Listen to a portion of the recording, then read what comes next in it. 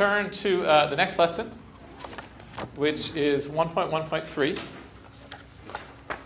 And so we're going to dive deeper into statistical studies today. All right, and I want to go back to the steps, and then I'm just going to have you jump right in. So remember we had 4 steps in an investigation, which we followed in the astrology one. We pose a question. We decide what to measure, and we collect data. We analyze the data, and we draw a conclusion and communicate the conclusion. Today we're really going to look at 1, 2, and 4. Now you might say, well, why aren't we looking at 3? Because 3 is really most of the course. Right? We're going to learn a lot about data analysis over the course. So we're going to talk about different questions that get posed in studies. We're going to look at a couple different ways that you can get data. And we're going to look at what conclusions you might be able to draw from data. Okay. Some of the studies repeat. So you'll see the fertility one more time. You'll see the handwriting one more time.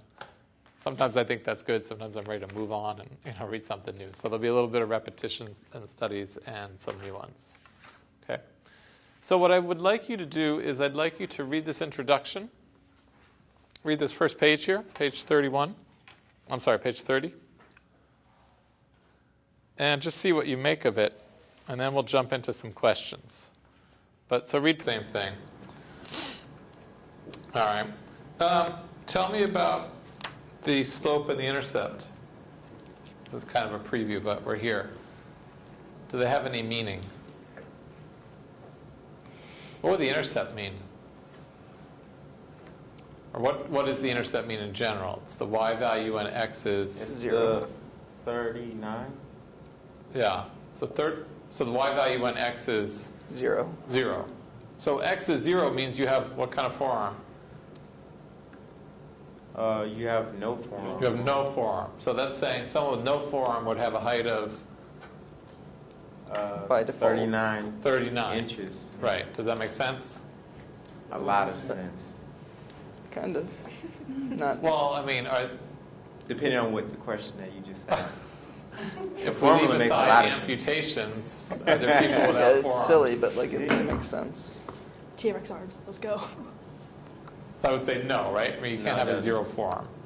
Okay. Now, tell me about the slope. Slope. 2.7. Yeah. Well, 2.7 over what? Over 1. Okay. So what does that mean? You're going up are you going over 2.7 and up 1?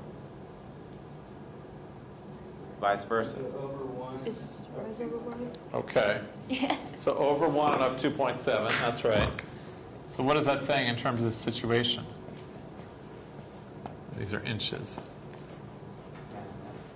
I think it's like the... Well, I mean, it's math. But what are the variables here? Sorry. Variable? I mean, look at your graph. Every 1 inch and go up 2.7 height. So for every, say it again, Inch of the forearm, we predict. 2.7 inches of height. Right. We hear that? So if one person has a forearm that's an inch longer than another person's, this would predict, the equation would predict that they'd be 2.7 inches taller, right?